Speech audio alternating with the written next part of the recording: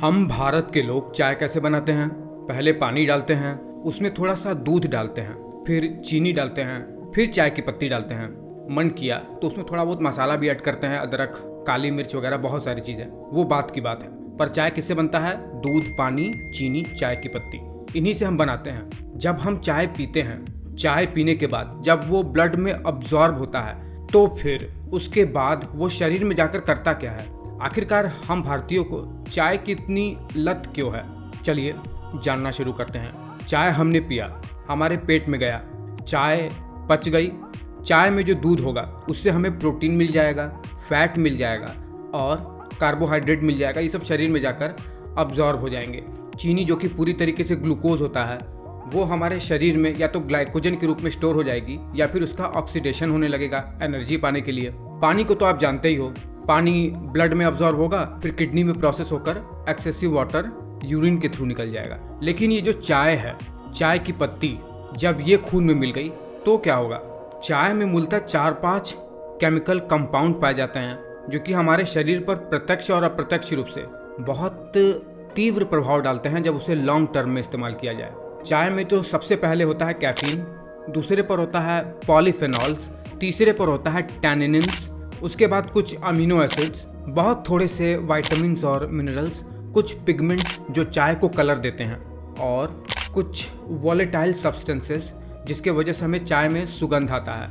देखिए, सबसे पहले कैफीन की बात करते हैं। कैफीन जैसे ही हमारे ब्लड में आता है, ब्लड के थ्रू ये पूरे शरीर भर में सर्कुलेट होने लगता है और ये बहुत छोटे छोटे मॉलिक्यूल्स होते हैं। ये क्या करते हैं? सीधे हमारे ब्लड ब्रेन बैरियर को क्रॉस करके हमारे ब्रेन के अंदर चले जाते हैं। वहाँ पर एक इम्पॉर्टेंट रिसेप्टर है हमारे न्यूरॉन के ऊपर, एडिनोसिन के रिसेप्टर, उन्हें ये ब्लॉक कर देते हैं।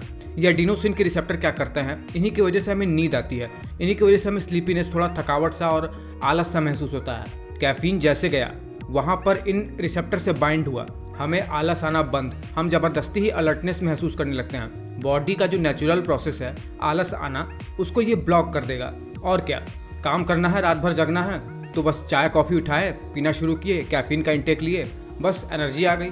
ये हो गया कैफीन का काम। अब आते हैं पॉलीफेनॉल्स पर। पॉलीफेनॉल्स बहुत ही इंपॉर्टेंट सब्सटेंस है हमारे शरीर के लिए।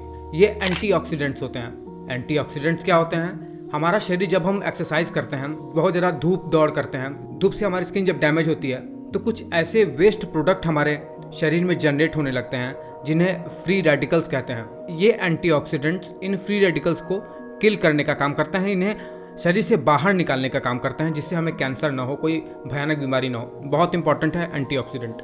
ये पॉलीफिनॉल्स चाय में भी पाए जाते हैं, यही एंटीऑक्सीडेंट्स। पॉलीफिनॉल्स भी कई प्रकार के होते हैं। चाय में फ्लेवोनॉइड्स पाया जाता है, उसमें भी कैटाकीन्स नाम का एक केमिकल पाया जाता है जो शरीर को कैंसर जैसे बीमारी से बचाने का काम करता है। तो एक पॉजिटिव बात सामने आ गई कि चाय से हमें एंटीऑक्सीडेंट मिल जाता है। कैंसर वगैरह, डायबिटीज़ वगैरह के खतरे को ये बहुत हद तक कम कर देता है अगर हम लोग डेली एंटीऑक्सीडेंट लेंगे। तीसरे नंबर पर चाय का जो केमिकल है वो है टैनिन्स। कभी देखा है कि पेड़ पौधों के जो बाहरी जो तने होते हैं बिल्कुल कड़े कड़े से होते हैं, बिल्कुल खुरदुरे से, और जानवरों की चमड़ी मोटी मोटी होती है। ये टैनिन्स के वजह से ही होता है। टैनिन्स कंपाउंड के वजह से ही चाय में थोड़ा सा कड़वाहट सा आता है, और ये जो म्यूकस मेम्ब्रेन है हमारे, उसको टाइट करने का काम करता है। क्योंकि जैसे मैंने बताया कि पेड़ों के जो बाहरी छाल होते हैं वो कड़े कड़े होते हैं, इसी टैनिन्स की वजह से जब हम इसको पीते हैं तो ये हमारे आंतों में जाकर उनको भी थोड़ा टाइट सा कर देता है, उनको जाकर ब्लॉक कर देता है, और इसके वजह से बहुत ज़्यादा चाय पीने वाले व्यक्ति कभी भी आयरन ऑब्जॉर्ब नहीं कर पाते, उनके अंदर आयरन की कमी होने लगती है और व्यक्ति एनीमिक हो जाता है, उन्हें एनीमिया हो जाता है। दांत में जब ये टैनिन्स आते हैं तो कुछ ऐसा कर देते हैं दांत को, दांत में स्केलिंग हो जाती है। बहुत कॉमन है, ज़्यादा चाय पीने वालों को दांत में स्केलिंग होगी ही होगी। बहुत हद तक पीते हो, इतना टैनिन्स जमा हो गया हाथों में, तब तो आयरन भी ऑब्जॉर्ब नहीं होगा। चलो, टैनिन्स के बारे में जान गए। अब आते हैं कुछ अमीनो एसिड पे। एक थियानिन नाम का अमीनो एसिड पाया जाता है चाय में। ये बिल्कुल गाबा न्यूरोट्रांसमीटर की तरह होता है। इसका इंटेक लेने से, थियानिन पीने से व्यक्ति शांत होता है, उसमें थोड़ा कामनेस आता है, क्योंकि ये एक बिल्कुल शांति वाले न्यूरोट्रांसमीटर की तरह काम करता है। ये अमीनो एसिड थियानिन जो कि चाय में पाया जाता है। चाय को कलर देने के लिए बहुत सारे पिगमेंट्स होते हैं इसके अंदर।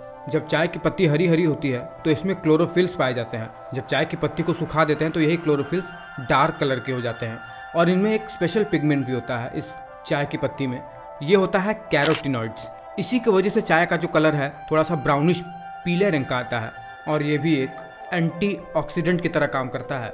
ये पॉलीफिनॉल्स ही तो होते हैं। चाय को खुशबू कौन देता है? कुछ ऐसे वोलेटाइल कंपोनेंट होते हैं चाय में जो कि चाय को खुशबू देते हैं। वोलेटाइल शब्द से घबरा मत जाना। वोलेटाइल का मतलब ये होता है जो बहुत ही इजीली वेपोराइज होकर सुगंध दे, एरोमा दे। जैसे चाय में एल्डिहाइड्स हो गए, अल्कोहल्स हो गए, कुछ ईस्टर्स हो गए और कुछ टर्पीन्स हो गए, ये चाय को सुगंध देते हैं। देखो, बहुत ही साधारण से शब्दों में बताने का प्रयास किया है। अंग्रेजी शब्दों से घबराना मत। थोड़ा सा समरी देता हूँ।